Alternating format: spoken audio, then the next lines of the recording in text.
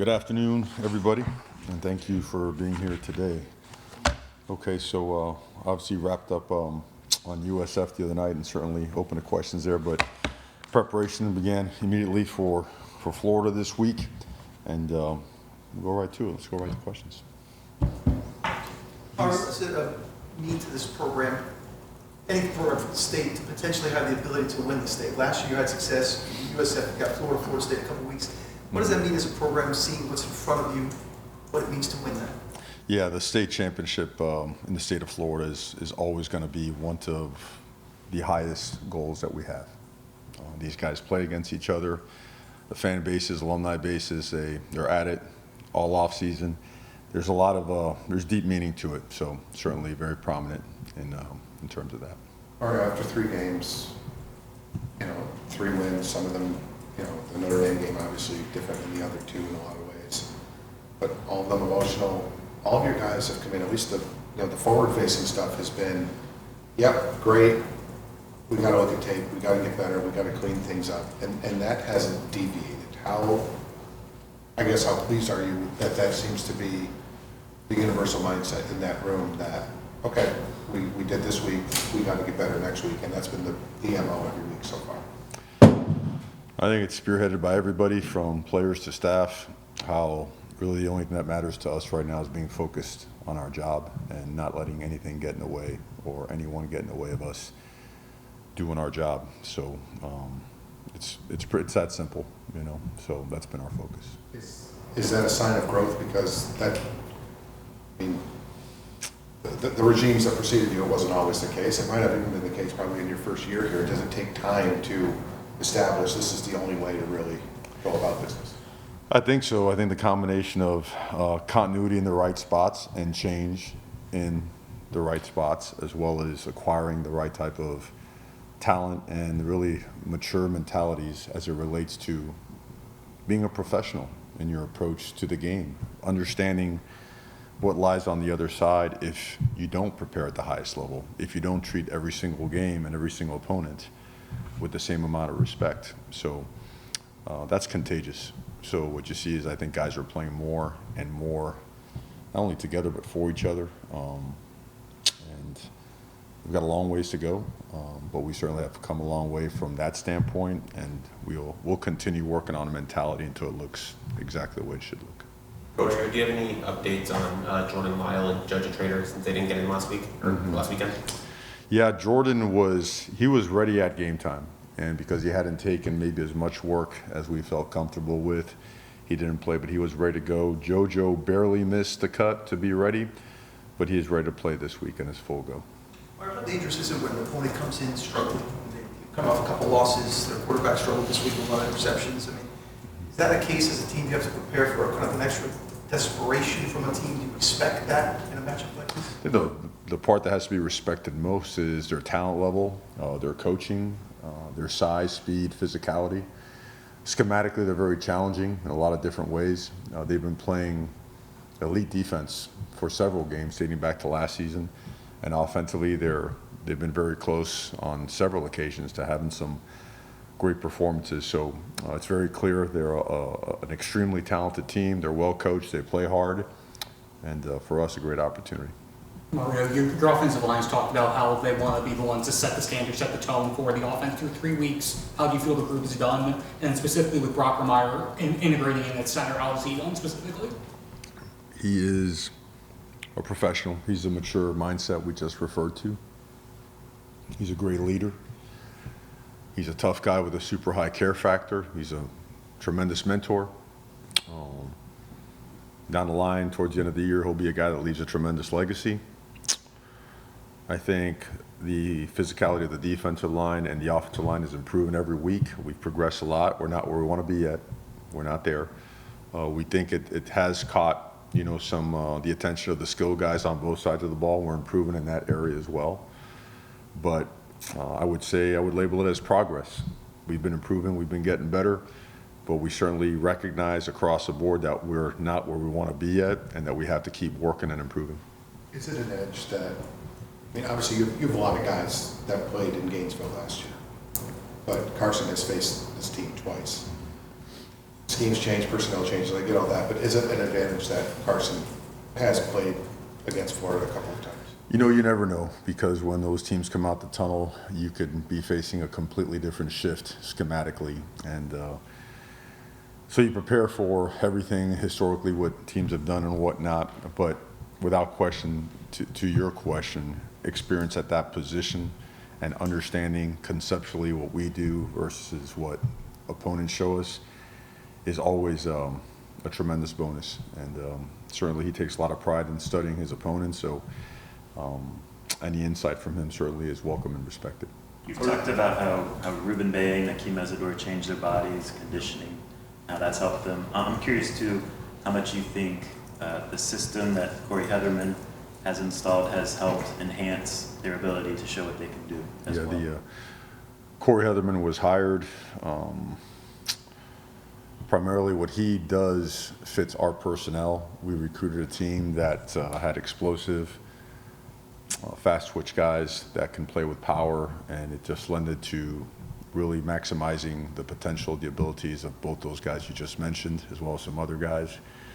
So I think it's not just one person, it's not one player, it's not just one coach and one play caller. I think collectively everyone's contribution, you know, because you mentioned their bodies have changed and whatnot. There's a strength coach, there's a nutritionist, there's a player willing to do it and bought in to do it. There's a coach that's knowledgeable and understanding to put them in position to make to be more productive.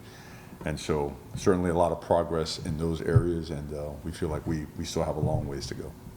All right, college game day is going to be in town. It's always a big thing for a program to have that kind of attention. What do you think about the attention this program is now getting nationally? Have something like that come to campus? I think that's for Cam Gorby to handle, you know, so that we can focus on the game. I think it's it's always an honor. You know, Miami always grabbed a lot of attention, and over the past several years, it's been negative attention. So I think our players are very well aware of that.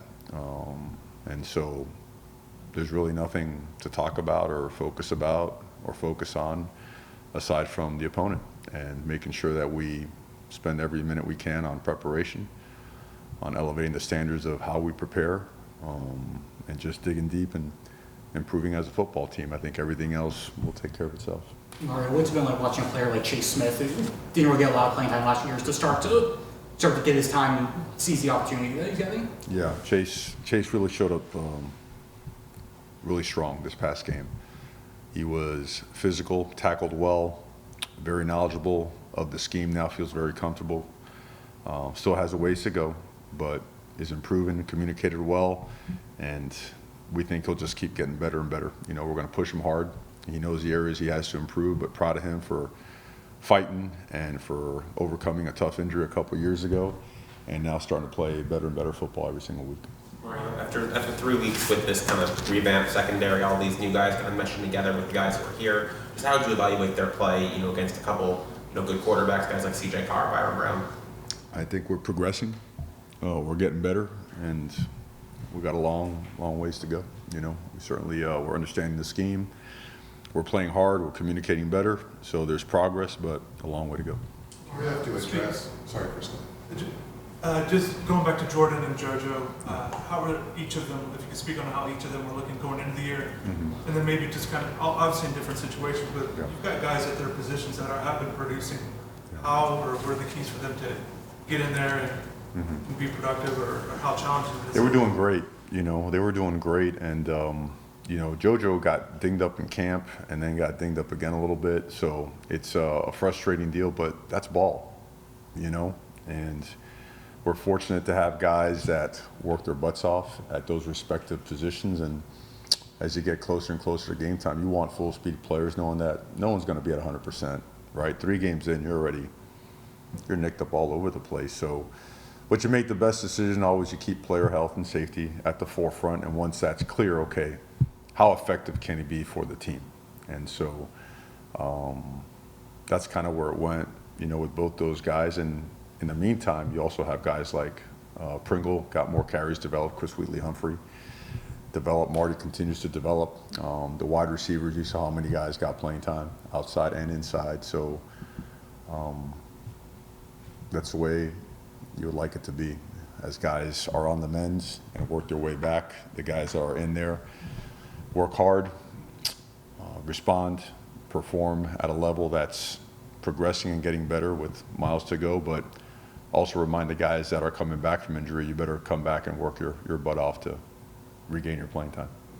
Like you said, Mario, a lot of the attention in the last few years hasn't always been of the positive variety. Right now, you're getting first place votes in polls. You've got a Heisman favorite, according to some of the quote unquote experts. I know none of that stuff matters to you, but kids being kids, do you have to remind them that none of this stuff matters in September, or does this team not even need the reminder? Well, I think as it relates to whoever has kids out there, teenagers or whatnot, like I feel like to quote an old mentor, you're fighting for their minds every single day. So assuming would be the worst thing that you can do. So yeah, the reminders are daily, and I think the reminders come in the form of really hard work and structured, challenging practices that can get the best out of each player, competitive practices that remind players that the best guys, the best performers will play, and that the week of practice does matter, and that your practice and execution is going to be reflected on your game day performance. So we're very honest, very transparent. We don't we just go right at it, and we think that's the best way. It's worked for us so far, and I think our guys are also very well aware of how many teams, including ourselves a year ago, can be humbled from one week to the next if you're not completely dialed into what you have to do. What are some of the things that stand out about Florida this week? Size, speed, strength, good technique and fundamentally, schematically challenging, powerful at the line of scrimmage, heavily invested in the trenches, powerful at running back, speed at wide receiver, both inside and out, and length and size outside as well. Large secondary, guys that can cover a lot of ground, a lot of length, multiple coverages, good at disguising coverages and pressures, sim pressures. Dynamic returner on special teams. Very talented football team, very well coached football team. You knew Carson Beck could possibly be showing it, but what does it mean for Ruben Bain to show what he can be? We saw glimpses of a couple years ago with injuries. How good has it been to see him be the guy that I think behind the scenes you knew he can be? Well, I think it's he's a local guy, man. Born and raised, right? Born to be a Miami Hurricane. And when you get banged up after such a highly touted freshman year, that could be really, really frustrating. It changes everything. When you come back, you're never fully back to where you were before the injury, and you really haven't had a chance to develop further than you did before your injury.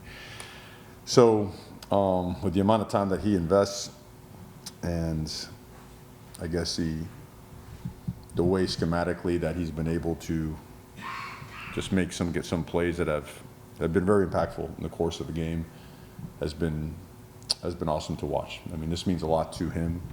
His teammates mean a lot to him, and I think if you ask him, he'll tell you that he's got a long ways to go. That he's improved a bunch, but that there's a lot of things that he's working on to continue to get better, and he's looking forward to getting to practice and getting right at it. You almost broke a return on Saturday. Dylan has been pretty solid in what he's been asked to do.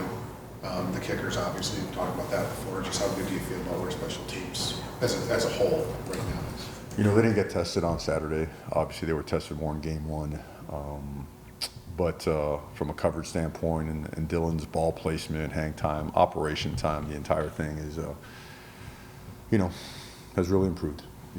Getting to a higher level, but still needs some more work. We got to be a little bit quicker getting it off. We got to hang the ball a little bit higher, place it a little bit better. There's some things that can really help our coverage teams, and we're going to keep challenging the kickers. Every single week they're competing against each other. That's going to keep them sharp, and we look at the end of every week and see what's best for the team, and kind of decide from there. It's one of the first times this year that you've said the word operation. I mean, even across the NFL yesterday, you heard a team saying our operation's got to get sharper. You saw it with the Dolphins down the stretch and a whole bunch of teams yesterday. Your operation's been pretty solid through 3 games. Yeah, game one, we had the snap that was a little bit wide, just past the fingertips. Ball was a little bit I wide. mean, in general, not just special teams. I mean, just everything. It seems like plays are getting in. You're not taking not a lot of 12 guys on the field and that sort of thing. Like, it just seems like all those areas are cleaned up and are probably close, if not exactly where you want them to be. Getting better, getting better as a staff. We spend a lot of time on them. We got to spend more time on it. We did yesterday on the importance of that. We got caught with 12 on the field the other day for a play, and that's 10s and 12s. Can't have those, right? So, but getting better. Well, let's go. Carson's been starting now for 3 games. I'm curious what you've liked or noticed about his leadership on game day, whether that's sideline demeanor, communication during a game with teammates, etc. Yeah, genuine, real, strong, alpha. About the best thing was after an interception, his response was to, give me the ball. Let us get to work. And he uses the word us and we, which is, that hits strong when you're a coach, right? When you're anything as part of a team, right? You don't talk in I's and my and, me.